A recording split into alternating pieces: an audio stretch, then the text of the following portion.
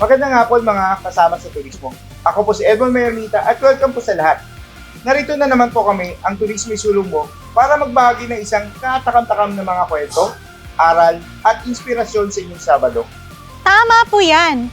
I'm Ishtan and welcome po sa aming episode. Pero bago po ang lahat, please do like, share our Facebook page, Turismo Isulong Mo. We all know that this pandemic hit the tourism sector really hard. It had been a very difficult year for everyone, even young entrepreneurs everywhere. So many businesses struggled to keep afloat at yung iba tuluyan na pong nagsara. And amidst all this, kay daming nagtatanong, saan na tayo pupunta? Is there still hope for the tourism sector to ever bounce back? Alam mo, Mon, masasagot natin yan sa episode natin ngayong hapon. It is about business owners who found ways to live up to the challenges of this pandemic. In this episode, we are presenting 3 young entrepreneurs who are out to prove that this pandemic cannot bring them down. Kaya halina at samahan niyo po kami sa isa na namang napaka-interesting na episode. Let us watch Chef Rayhan Teo of Vice Garden Cafe as he shares his inspiring business journey to pursue his love for his craft and share it with others. Hi, Rayhan. Hi, Ish. Kamusta ka? I'm good. Thank you for having me. Yeah, it's a pleasure to have you this afternoon. Rayhan, narinig ko na you work in Manhattan, New York for 3 years. What was it like to study and work there? Yeah, I started there as a student 3 years. Then after that, nagtrabaho ako doon for mga roughly around 2 years. It was a very, very good experience for me. I met different people from different ethnicities, different backgrounds, and I made new friends there na never ko ma-imagine in my life na makikilala ko sila and makakatuto ako with them personally on different work ethics naman in the restaurant industry. Okay, while working in New York, different people from different backgrounds gave me the knowledge on how they have their own insights on food and different food practices. So it was an amazing experience for me na natuto ako sa kanila firsthand mismo. And if I could do it again, it would be amazing. So, have you met any celebrity chefs? Hindi naman meet mismo, but in the restaurant industry kasi you're not allowed to interact with the customers naman. So, I would say I saw a few celebrity chefs naman. For example, I don't know if you know her, Giada from Food Network. She was a regular customer at the restaurant that I worked at. For other celebrities naman, they're not television celebrities, but more on the restaurant industry celebrity. For like Daniel Boulud, or Alain Ducasse, or Matty Matheson from Vice Network. So those are some of the celebrities I met during my stay in New York. That's really exciting, no? Kasi, syempre, kung pagdating sa movies, may mga celebrity tayo tinatawag, but sa culinary world, meron din kayong sarili yung mga celebrities. Different people naman na would consider like parang the godfathers of the culinary industry, of particularly in French cuisine. So, different aspects sila ng pagka-celebrity naman. Ano naman yung mga natutunan mo during your work experience sa abroad? Working abroad really helped me realize kung ano mga importanteng factors talaga sa having a restaurant or working in any kitchen talaga. So, number 1 in all aspects talaga is proper hygiene. No matter where you go, in any country, any restaurant, proper hygiene is number 1 talaga. Kasi you're handling food, sanitation, you're controlling temperatures na hindi ma-food poison ng tao, or wala naman any foreign objects mapupunta sa pagkain nila. So that's number 1. Number 2 naman is consistency. Consistency is always key sa pagkain.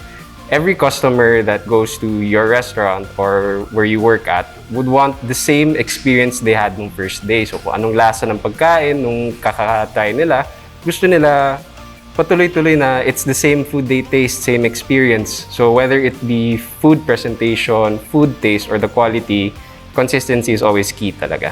What are the best practices naman na you learn na you also practice here sa Vines?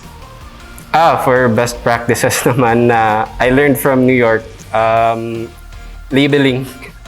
That was one thing that I actually fought with dati pa in a previous negosyo na I wouldn't label properly some items. So it was hard to find it. Parang kailan ko nga to nagawa tong ingredient na to or nasaan yung itong ingredient. Yung parang I would always parang rattle with myself na I should have labeled this, ganun. So with that, I learned in the restaurant I worked at na labeling is also very important for any food product. So always write the name of the item, the date you made it, para whenever you'd forget about it or nalagay siya sa likod ng chiller, you'd always find the name of the ingredient and kung kailan mo nagawa. So alam mo na this is still good or this has gone bad naman. When nag-start ang Vines, when did you open? So Vines started around mga 2 years ago. 2 years ago, it was actually not a Thai restaurant. It started off as a parang cafeteria type with ready-to-eat meals, sandwiches, and pastas for our target market at that time, which was Davao Christian High School. So we were targeting children, parents, mga yaya, and we had different types of mixed drinks, coffees, smoothies, and shakes, ganun, for everyone to enjoy on a budget naman. But ang problem is, as you know, COVID. So sales were pretty much down. We had to close down for a few months. So talagang walang-wala ako. Then when the restrictions were a little bit more maluwang, we could open again. Ang problem was, the one factor that affected our sales was still closed. So Davao Christian, the school that we were catering to, was still closed. So wala kami magagawa. So that's when I decided na, sige, patuloy natin yung initial idea ko na I wanted a Thai restaurant here in Davao City. So that's when I started implementing some of my Thai items into our old menu. Then after when napapansin ko, people really liked it. They kept coming back, they ordered more, and they wanted more items talaga. So I slowly added 2 new items, 3 new items at a time, testing the waters if okay ba ang pagkain? Will people react positively to this? And luckily, sa awa ng Diyos, they did. So I think Vines took about 2 years talaga to open. Okay. Thanks for sharing that. As you mentioned, you decided na Thai cuisine ang iserve sa Vines. The usual kasi is either Japanese or Chinese. What made you decide na it's the best time to push this type of cuisine dito sa Davao? So, thinking about Thai food was, parang I had to wrestle with myself is this really gonna click? Kasi there were a few Thai restaurants previously that opened, and that gave me parang doubts about, will this food really go with people from Davao? Will they like it? Kasi yun nga, as you said, ang kasanayan ng mga tao or the people that really like to go out and eat, they want Korean, yung mga samgyeopsal, Japanese food, ramen. The more common it is for them, the more they want to eat at those kinds of restaurants. Now, Thai was very unfamiliar in Davao as of the moment. But so I had to try it out na, would it really work? Would people like it? And on a positive note, I think they liked it. So that's really good to hear, no? Kasi I think Davaoenos are experimental din when it comes to Yes. food. So, since you're offering Thai food, hindi ka ba nahirapan mag-source out ng mga ingredients? A little bit. So luckily, some of the ingredients from Thailand and in the Philippines naman, we use certain common ingredients. But ang problem is, the more unique items that they have, the more unique produce. For example, is si galangal. So we have galangal here in Davao naman. Ang problem is, it's not as commonly grown here compared to as ginger, ganun.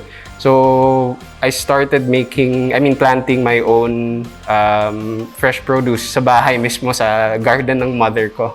So we have different types of ingredients na I would use daily here at the restaurant na it's hard to source out locally from local farmers or local suppliers, such as galangal, Thai basil, the kaffir fruit and the kaffir leaves, which is very, very hard to grow actually kasi pag pinitas mo yung bunga na yan or yung leaves niyan, it takes a while for it to grow back. So you have to really let it grow muna before you start to harvest the leaves and the fruit itself.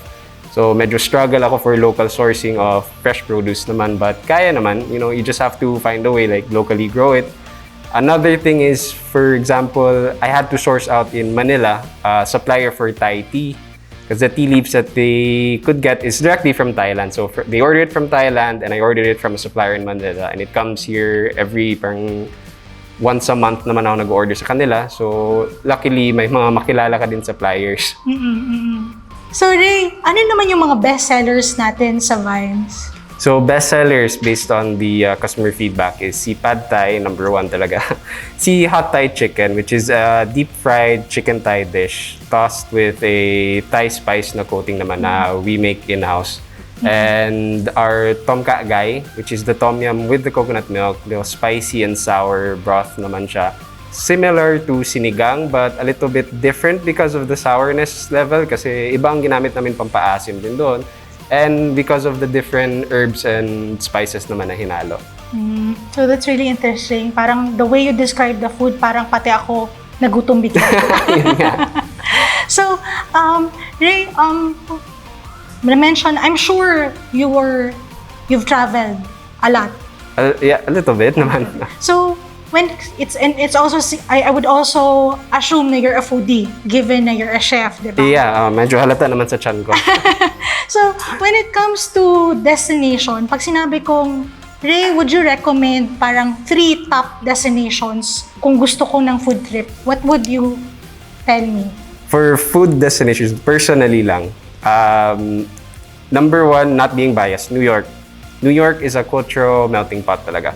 Different cuisines are found there because different ethnicities, different people from all around the world go there to work. So they bring their own culture to the city itself, their own food, their own flavors, their own spices. So pretty much there you can find any type of food you want. You want Indian, Mexican, Spanish, Greek, it's all there. But ang galing dun na food spot talaga. You have to try different foods from different areas. Brooklyn ba or in Soho or in Queens naman for Chinese food. It depends on you what type of food you want. There's always an area for there in New York. Another place for me is Bangkok, Thailand. Street food, always amazing there. Locals, very nice. Nightlife is also fun there and everything. And lastly, for me, I'd probably say if we're going a little bit more upscale, probably France. France is amazing talaga. The food there, the pastries, proper execution, quality, and consistency is always seen there in any restaurant, in any French bakery you find. So if you're looking for one of the best or softest or crispiest pastries, you can always find it in France. Thank you for sharing that. So kada country, kada city, meron talaga silang signature na dish. Yes, or their own version naman din. They have their own version. So, being a chef here in the Philippines, do you think merong mga events na ino-offer or available for young chefs like you? So personally, I've been to one location, which is Madrid Fusion in Manila. It's an amazing 3-day event where different people and different chefs from around the world or local chefs showcase their own food, their products, their different cuisines. So it's where young chefs like me or students can come and learn from the people in the industry itself, the suppliers, the people behind the scenes of the restaurants, the owners. So they can talk about their experience, how can we run a restaurant, what's the stepping stones of learning from this. So Madrid Fusion was a big help in my own growth as a chef because that's where I found different types of cuisine found here in the Philippines and from different people who are as enthusiastic as I am sa pagkain na mahilig din sila pagkain. They have passion din sa food na ginagawa nila at binebenta nila ang product nila. Another one is the World Street Food Congress. It's an amazing event also. I personally haven't been there talaga, but I have friends who've gone there and they would always tell me na you have to join us, ganun. I'm not sure though if they're still held as of the moment because of the pandemic, but I'm hoping that the private sector and the government sector will work together to bring more of these events to us here in the Philippines because they can really help young aspiring chefs and hoteliers and owners of restaurants to learn how to create their own restaurant itself and learn different aspects of food mismo, learning from the pioneers of the industry itself or the old people who've always been in the restaurant industry and always have been silent about it. Yeah, you're right. Am I right? Yung Madrid Fusion and the World Congress is like a food fair Yes, it's a food fair where you can meet different suppliers naman and different people in the industry.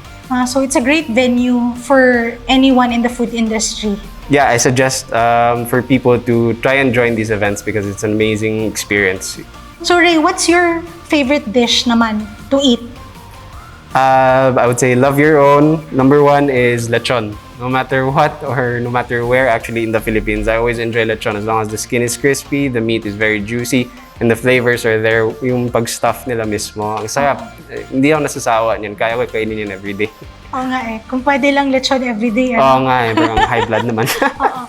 Tapos ano naman yung favorite dish that you would like to cook or make? So, I have a French culinary background. Pretty much beef bourguignon or veal chops. Parang di naman siya traditional na things na I would sell at a restaurant kasi it would take a high demand to source out the ingredients and the process itself. So, medyo mahal siya for the type of market that I'm targeting. Okay. Since you're catering to the Davaoenos, anong type ba of a foodie ang isang Davaoenyo? Davaoenos are actually very adventurous lately. Bago lang ito nag-start, napansin ko na.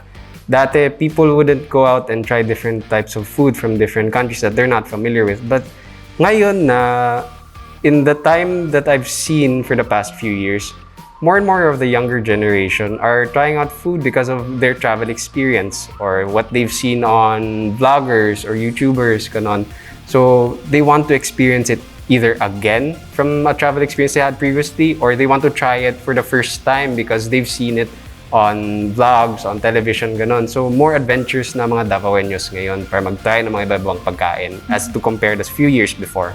Yeah. So what's the best part of managing your own restaurants, Vines?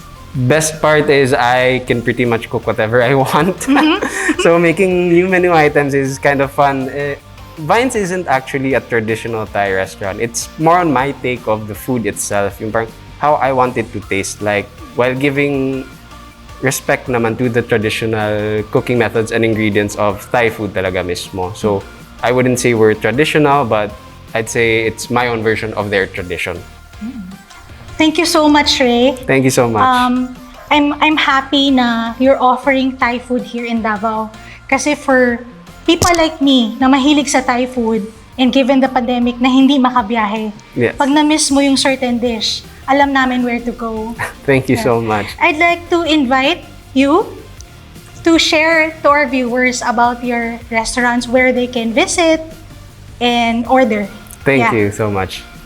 So mga Davaoenos, please come and visit me here at Vines by Garden Cafe located at Vimapa Street, corner Panganiban, fronting Davao Christian High School, Coral Quays building ground floor. We serve different types of Thai food. Our menu is at the moment increasing in items. So hopefully matatry po nyo ang own version ko sa pagkain na napagmahalan ko na lately. Just watching Chef Rehan, a youthful entrepreneur, and conquering the pandemic with optimism gives us all hope too. It was his ability to react quickly and adapt to needs and demands of the changing times that kept his business up. Vines is very much around and ready to serve you along Vimapa Street. Sa susunod na kwento, let us look at another young, innovative entrepreneur who came to the forefront of the pandemic.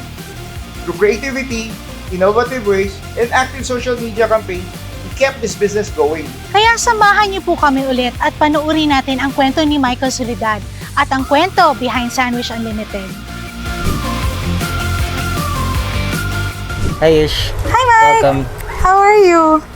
What are you doing? Orders. Orders, wow! busy with orders. So Mike, is it okay if I ask you questions while you're cooking? Okay lang. Okay. How did you come up with the name Sandwich Unlimited? The name itself by description because we only sell sandwiches and we also don't limit ourselves to just the normal sandwiches. So we have our own takes of the traditional sandwiches that's been usually served and our take on non-traditional sandwiches that we come up with ourselves. Apa. So what inspired you to create your own concept? This was my wife's idea. Actually, it wasn't mine. So, back during the lockdowns last year, our main restaurant, Mulabe, was closed. So, months passed before we even were able to reopen. So just to have something to do, my wife convinced me to cook here and then just cater to our neighbors. The most obvious thing to sell was at the time burgers. Burgers, yeah. So the birth of Sandwich Unlimited was came from pandemic pala. It's a pandemic baby. Yes. So yeah. So what was the first sandwich you created? The menu came from Molave's regular sandwich line, and then we expanded from there. The one extra that we did when we first opened was the croque monsieur and croque madame. So it's a French grilled ham and cheese sandwich with a cream sauce topping. So that became a hit, and then we went from there. So that was your best seller At the time, yes. Okay. So Mike, apart from that, do you buy or bake your own bread? We used to have a supplier before for the restaurant, but at the time, 2020, even our own suppliers had a hard time operating. So it came to a point wherein we couldn't wait for supplies to come. We also cannot go out and talk to other suppliers to bake for us. So my mom was a very good baker. My grandfather was a very good baker. It was only it only made sense that I just come back to my own roots and start baking our own bread. So aside from bread, what other products do you make? I make pretty much everything that goes into the sandwich. It's also a way for us to control what we put and how much we put there. But most of them really just stemmed from the operational restraints from the pandemic. We did not know that it was a better way to be serving our food in the first place, no? So bacon at the time was becoming more expensive, also becoming less and less available. So we just decided na we'll make our own na lang. And then it worked to our advantage since. Okay, that's really good. So for you, when you started Sandwich Unlimited, how do you think that social media was an effective tool to promote this new concept? Yeah, funny. We were actually an online shop when we started. We only sold at Facebook. So we were highly dependent on Facebook messages, Instagram messages, because our setup is really pre-order basis. So we tell our customers not to come and order as walk-in customers because syempre we don't want to generate crowds din dito to make sure na everyone's safe. So we were just an online shop selling food when we started. I see. My concerns of most food businesses is maintaining the food quality and freshness, especially when it's delivery. So how do you manage that? We cook our food the way I would want my staff to cook sa restaurant. So we pretty much cook to order. We don't pre-cook anything. That's why our waiting time is still on the mid-high side. We work fast, but we don't make ahead. Okay. So everything that we put in our sandwich was made at the time it was being ordered. Even our dessert line. Our cookies are baked to order. Okay. So everything is freshly made. Yeah. So, Mike, speaking of sandwich, what's the perfect sandwich for you? Like off menu. Off menu. Yeah. That's a hard one. I wasn't prepared for that. Siguro for me, no, as long as the bread is fresh. Kasi a lot of cooks tend to forget that bread is 50% of the whole sandwich. And it actually matters a lot when the bread is made of good quality. So a lot of the times the bread even ruins it for me. So if I have, say, I tasted this nice burger, perfectly grilled patties, but the bread was not up to par, it just ruins the whole thing. So for me, a perfect sandwich would be anything that's made with fresh bread. Okay, that's very good. So, as a part of our parting last words, do you want to share any messages to our viewers? Yeah. I'd love for you to try Sandwich Unlimited. We're open Tuesdays to Saturdays on pre-order basis only. You can find us on Facebook and Instagram. Okay, thank you so much, Mike. Paganda ng paganda ang ating mga kwento. Although the pandemic had its bad side, it also had its good side. It paved the way for our young entrepreneurs to find solutions to keep their businesses going.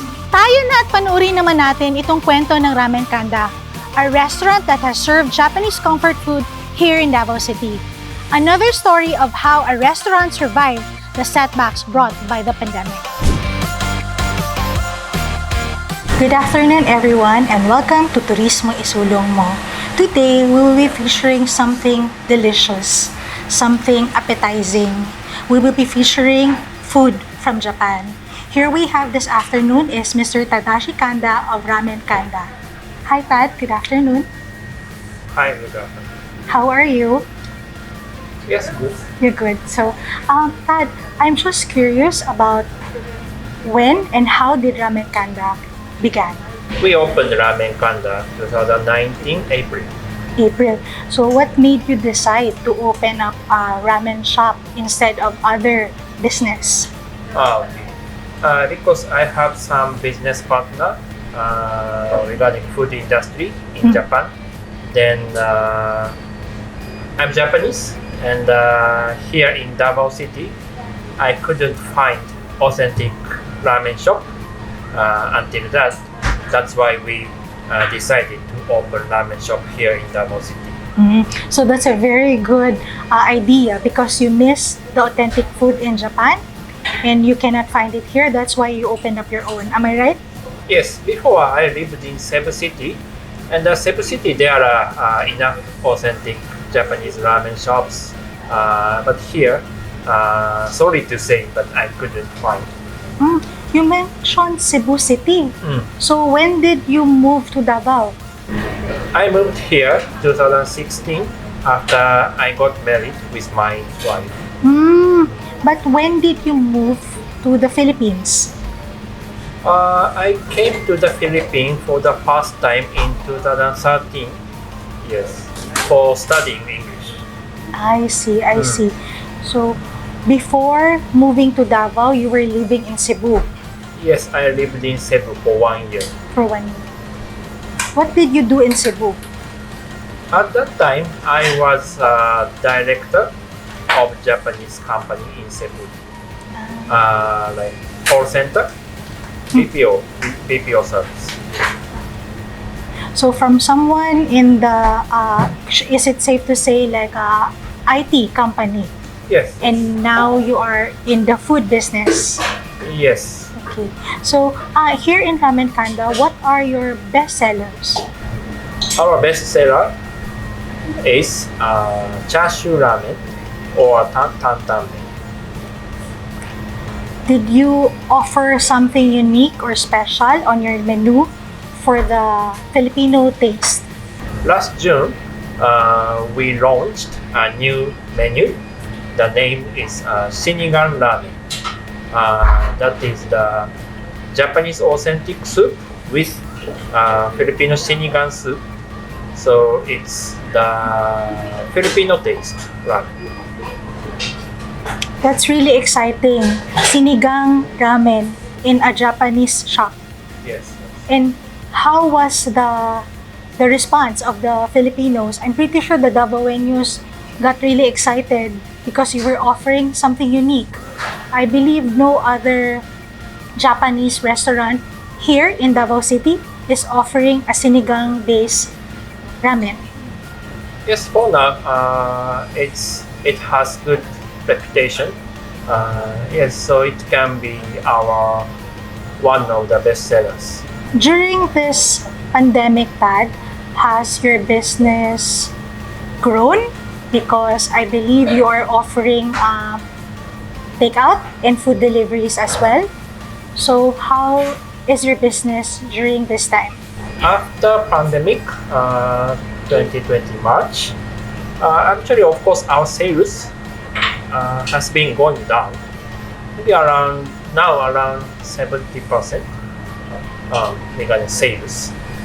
But luckily, we can reduce some fixed cost. That's why, based on the profit, in terms of profit, it's no problem. Actually, we can have profit still. That's good to hear. Being food is an essential, and I think the availability of platforms makes Ramen Kanda available. So Tad, here in Ramen Kanda, who are your customers?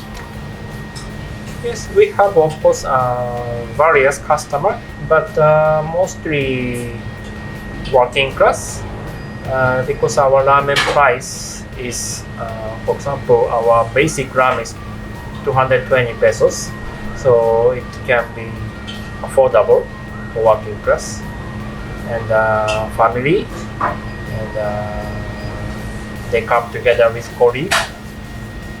That's like that. How important is the social media when it comes to promoting Ramen Kanda? Definitely, it's very important.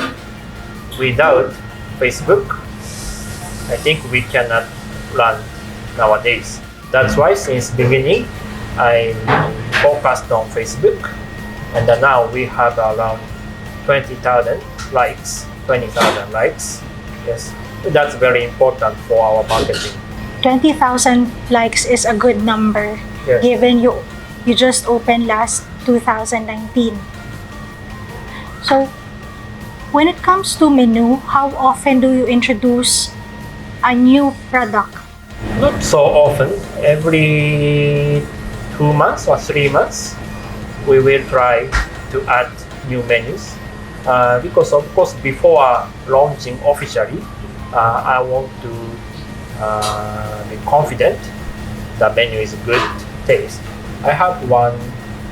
We are now thinking one new menu. So maybe we are now making one new ramen. So you mentioned every 2 to 3 months you try to come up with something new on the menu. Yes. So do you have something in mind that you want to launch anytime soon? Yes, for now, the date is not yet sure, but I'm trying to make new shoyu ramen. Shoyu taste. Shoyu means soy sauce. Okay. Soy sauce taste ramen.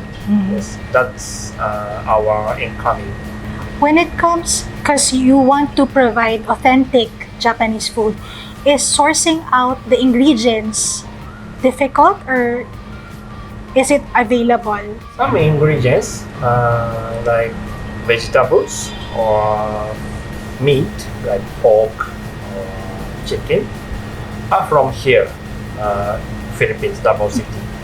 But soup we import from Japan and Japanese supplier in Manila.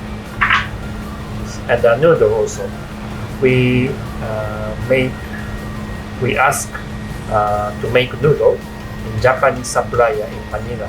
So it's you're proud to say that everything, all the products, everything on the menu here at Ramen Kanda is like we say Japanese verified, approved, Japanese approved. Yeah, I believe that. I'm Japanese, but almost every week or every 3 days, I want to eat my Japanese ramen by myself. So I'm sure that's enough good taste for Japanese also. So on the menu, what's your favorite? I like tantan men. Tantan men includes soya milk, and also it's a bit spicy than basic ramen. So for people who like spicy ramen, you would suggest the tantan men. Yes, sure. Tad, would you like to invite our viewers to check out Ramen Kanda and your page?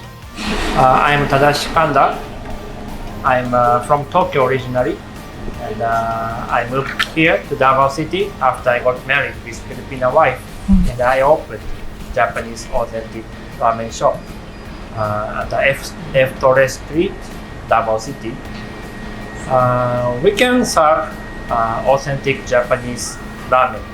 So I'm looking forward to your coming. So you can check our Facebook page by searching Ramen Kanda.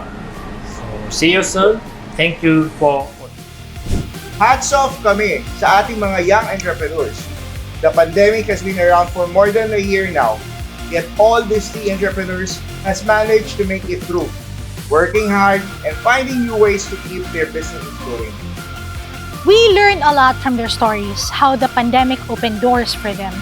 So if you're excited to go into business, follow your passion just like the three young entrepreneurs. Be responsive to new opportunities and go for it. Sa inyo po na tumatangkilik sa amin, maraming salamat po. Sana'y napulutan natin ng inspirasyon at mga aral ang ating episode ngayon. And please do continue to like and share Turismo Isulong Mo. Ako po si Edmond Mayorita. Sa ngalan po ng Turismo Isulong Mo, thank you for watching us. See you again next Saturday from 5 p.m. to 6 p.m. for another interesting episode. I'm Ishtan. Dahil sa programa natin, walang iwanan. Walang maiiwan dahil Kasama ka sa turismo. Alam mo, Mon, masagot natin sa... Ba't ka kasi nagtingin? Tiyanak masyado, ganun din siya. Okay, sige. Sige, lagi. Alam mo, Mon, ano lang ito? Carry your own. During this pandemic, the most in thing now, in order for us to experience tourism even fulfilling, right-ish? bitin mo, parang bitin. Parang hindi ka sure? Alright. Wow, good job! Good job, partner!